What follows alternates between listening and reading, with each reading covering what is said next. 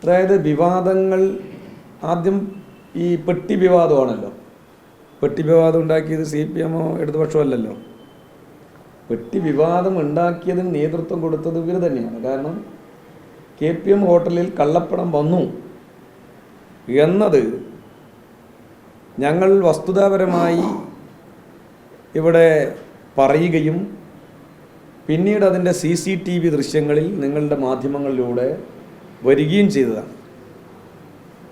അപ്പോൾ അത് കള്ളപ്പണം എത്തിയപ്പോഴാണല്ലോ അത് വിവാദത്തിലേക്ക് മാറിയത്.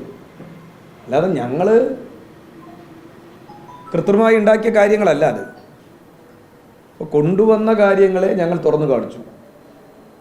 അതുപോലെ തന്നെയാണ് വ്യാജ വോട്ടർമാർ. അപ്പോൾ ഈ തെരഞ്ഞെടുപ്പിനിടയ്ക്ക് ഏതെങ്കിലും ഒരു വ്യാജ വോട്ടറെ CPM അല്ലെങ്കിൽ ഇടതുപക്ഷ ജനാധിപത്യ മുന്നണിയോ ചേർത്തി എന്ന് എൻ്റെ മുമ്പിലുള്ള ഏതെങ്കിലും മാധ്യമങ്ങൾക്ക് തുറന്നു കാണിക്കാൻ കഴിഞ്ഞോ? നിങ്ങൾക്ക് പറ്റുമായിരുന്നല്ലോ. ഞാനൊരു നിങ്ങളുടെ മുമ്പിൽ തന്നെ പറഞ്ഞ കാര്യമല്ലേ, ഞങ്ങൾ ഏറെക്കുറെ 650ഓളം പുതിയ വോട്ടർമാരെ ചേർത്തിട്ടുണ്ട്. ഒരു വോട്ടറെ നിങ്ങളിതുപോലെ കാണിച്ചു തരും എന്ന് പറഞ്ഞല്ലോ. എന്താ കാണിക്കാൻ കഴിയും? 100 കണക്കിന് വോട്ടർമാർ, നിങ്ങളുടെ പല മാധ്യമങ്ങളും തന്നെ വ്യാജ വോട്ടർമാരെ കൃത്യമായി പോയി കണ്ടെത്തി അത് ഈ ജനങ്ങളുടെ മുമ്പിൽ അവതരിപ്പിച്ചല്ലോ.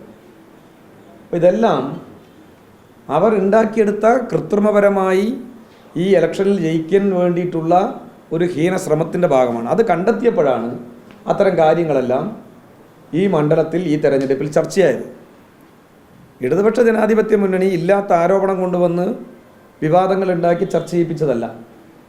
അവർ ഉണ്ടാക്കിയ ചില കൃത്രിമങ്ങളെ തുറന്നു കാണിക്കാനും വസ്തുതാപരമായി ജനങ്ങളുടെ മുമ്പിൽ അവതരിപ്പിക്കാനും ഞങ്ങൾക്ക് കഴിഞ്ഞു എന്നുള്ളതാണ് അതിൻ്റെ ഒരു സത്യാവസ്ഥ. ഈ വ്യാജ വോട്ട് 2021 ഭൂരിഭാഗം ചെയ്യാൻ വന്നിട്ടില്ല എന്ന് പറയുന്നുണ്ടോ? അത് എന്ത് കണക്കിൻ്റെ അടിസ്ഥാനത്തിൽ ബൂത്തിൻ്റെ ഏജന്റുമാരെന്തെങ്കിലും അങ്ങനെ നോട്ട് ചെയ്ത് പറഞ്ഞിട്ടുണ്ടോ? ഞങ്ങളുടെ ഏജന്റുമാർ തന്നെ അവിടെ ഉണ്ടല്ലോ. എല്ലാ ബൂത്തിലും ഞങ്ങളുടെ ഏജന്റുമാരുണ്ടല്ലോ. ഇതിലുണ്ടായിട്ടുള്ള BJPക്ക് ഉണ്ടായിട്ടുള്ളതും കോൺഗ്രസിന് ഉണ്ടായിട്ടുള്ളൊരു നിരാശയുള്ള പ്രശ്നം എന്താ ചോദിച്ചാൽ, ഈ BJP ഏറ്റവും കൂടുതൽ കള്ളവോട്ട് ചെയ്യുന്ന ഒരു സ്ഥലമാണ് ഈ മൂത്താന്തറ ബേസ് ചെയ്തിട്ടുള്ള കുറേ ബൂത്തുകൾ. ഞാനിവിടെ ആ ബൂത്തിൻ്റെ നമ്പർ അടക്കം പറഞ്ഞു. അവർ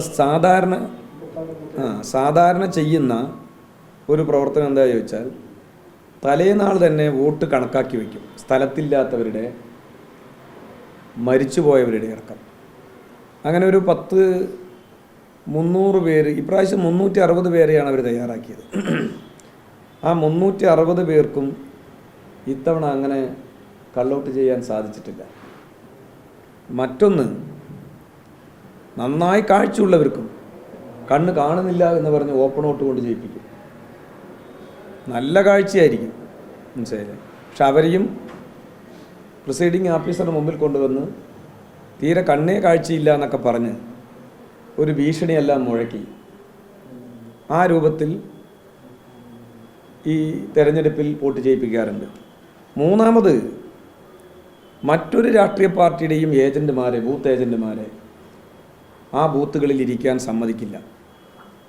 അവർ മുൻകൂട്ടി തന്നെ ബൂത്ത് ഏജൻറ്റുമാരെ, നിങ്ങൾ ബൂത്തിലിരുന്നാൽ ഇറങ്ങിക്കഴിഞ്ഞാൽ ഞങ്ങളെ ശരിപ്പെടുത്തും എന്ന് പറഞ്ഞ് ഭീഷണിപ്പെടുത്തുകയും പല ഘട്ടങ്ങളിലും മുൻകാലങ്ങളിൽ ആക്രമിക്കും ചെയ്ത സംഭവങ്ങൾ ഈ ബൂത്തുകളിൽ ഉണ്ടായിട്ടുണ്ട്.